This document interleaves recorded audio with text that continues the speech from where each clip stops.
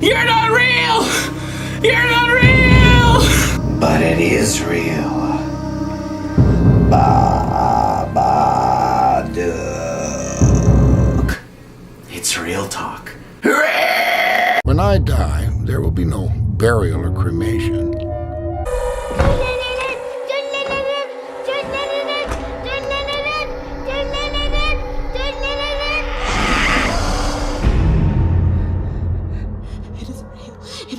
Hello! This is Real Talk. And we are going to discuss today the Australian film, The Babadook. I'm so sorry. Yeah. I'm so sorry. You're so special to me. Oh, you're my special Babadook. So, in The Babadook, a single mother and her estranged son accidentally unleash a creature called the Babadook from a storybook they find one night. Another little bit of backstory is that this is made by a female Australian director named Jennifer Kent. This is her first movie, and it's relatively based off of a short film she made called The Monster. Good eye, Mike. Good eye. I saw a trailer on the internet, and then my mom said that she had rented it. She hated it, but I heard it got great reviews. Yeah, a lot of buzz. Definitely, a lot of buzz. And you know, everybody who's seen it ends up going, you should go see this movie. Oh yeah, totally. And so It's the eventually, scariest movie of all time.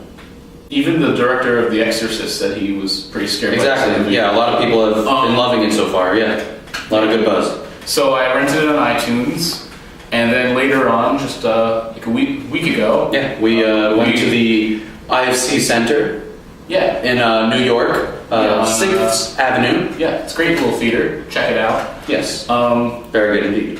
And the movie got better going into the theater because there's a difference with sound when it's just one headphone in your ear and a movie theater that uses the sound effects so loud that it actually kind of like makes the hair on the back of your neck stand. Gives you chills a little bit. Yeah. Chills.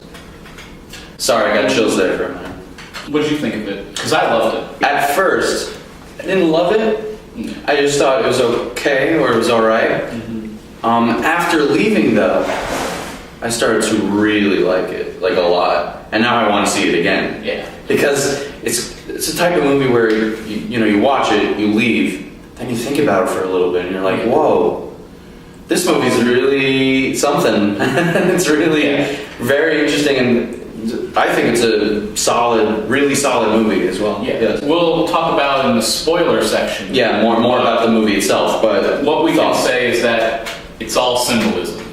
yes. And it can be taken in numerous ways. Yeah, totally. It's totally up for interpretations, very ambiguous, the Babadook himself, but once again, we'll go into that. It's something that is very rare, I think, in horror movies. There's not a lot of jump scares, and that's a really good thing, because jump scares, I think, are very cheap and, doesn't really do anything. It just makes you go like, what? Yeah. It was just a noise. And there's no real gore either.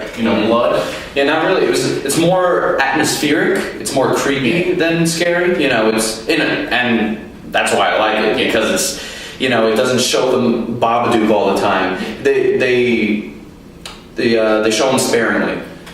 It's kind of like the old Alien movie we were watching recently. How it tries to set up the world as kind of exactly. They don't show the alien right away. Yeah, and then they throw the monster in without really showing it too much. Yeah. It's actually things are scarier when you don't see them. Yeah, leaving it to interpretation. So that's what I really loved about the movie. I definitely want to see it again, because just to pick up on those little things and stuff like that, and just to finally see a really solid horror movie. We haven't seen a lot of those in our recent years, at least. So yeah, I definitely recommend. How about you? I also loved the sound effects. A lot of them were really good, except for one, which sounded like a dinosaur from a black and white movie.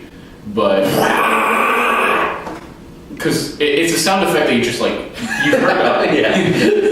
You've heard it just like from times. What do you do? Yeah. You ruin this review. I'll kill you. You're ruining my Like the life. Babadook. Not just this review of my life. Okay. Babadook. Well, I've completely lost where we were. I'll give it a score out of 10. We both give it a thumbs up. We recommend it. We recommend it. We recommend it. We recommend it. We mend your troubles and see this movie. I think it was the best. No, see this movie and it will mend your troubles. We recommend it. I think it was the best scary movie of 2014. Yes. Do you want to give like a score out of 10? Yeah, sure. I give this movie a 9 out of 10.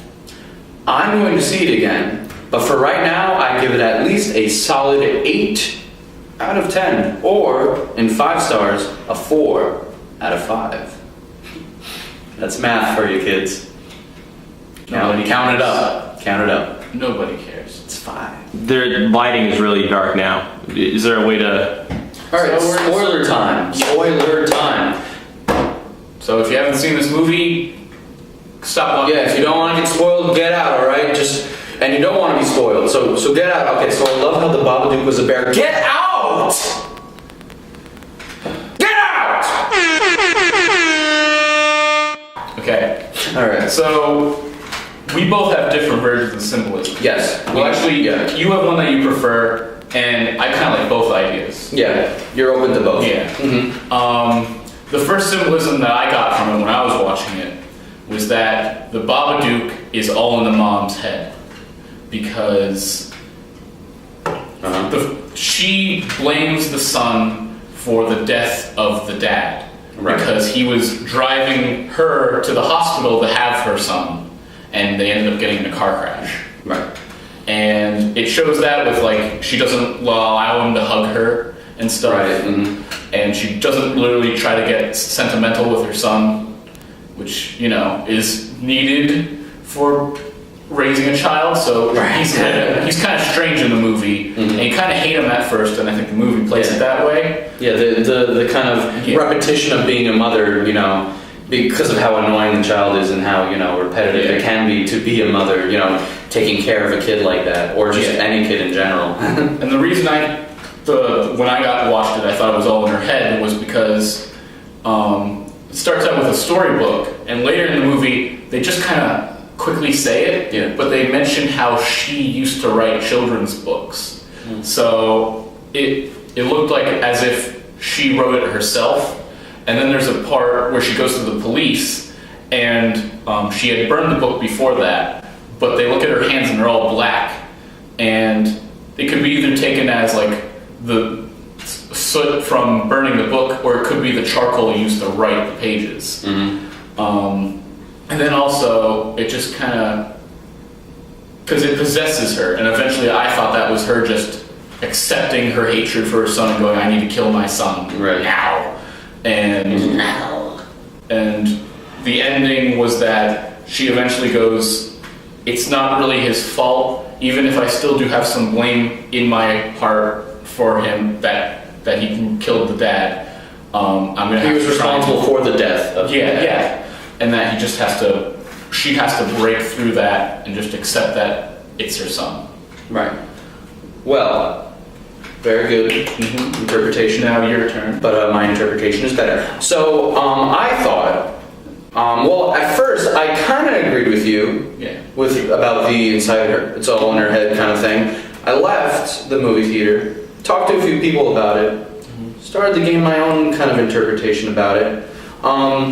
I think everything in the movie did happen, that it wasn't in her head, that the Babadook is real. But the situation in the movie, you know, the Babadook himself, what he's trying to do to her is all symbolic. It's, you know, you explained it pretty well. It's basically about accepting or moving on from the past. You know, you can't just stay stuck in depression forever. You have to, you have to move on. You have to live life. And I think the whole situation with the Babadook, you know, what she had to deal with the mother, and you know, psychologically, literally with the Babadook, because I think that, you know, he's a real entity. kind of feeds off of her problem. Exactly. I think all of that happened, but the context of how it happened for the movie is symbolic of the movie's message about moving on, and you can't, you can't get stuck. You can't get stuck all your life with depression. You can't, you're always going to have demons, which is explained in the movie, because the Babadook, you can't defeat the Babadook. You can only push it aside. You can only hide it away, just like your own demons. And so that is my interpretation of it. It's basically she, symbolically, but also literally in the movie's world, in the movie itself, is that she pushes away her own demons, the Babadook, and she continues living her life. I'd say the one thing that's like evidence for your theory is near the end when the kid starts getting thrown against the wall those few times, right. The bed shaking. That would be weird for the kid to see that as, not being the mom throwing him against the wall and stuff. Mom, what are you doing? Yeah. Yeah. So I think that's about it. A wrap. We once again we very much enjoyed the movie, and I'm going to see it again. And I might buy it. We approve. So that was the Babadook. Thank you so much for watching this review. I hope it was helpful in some sort of way. And real talk, wash your hands before you brush your teeth. If it's in a word or it's in a look, you can't get rid of the Babadook.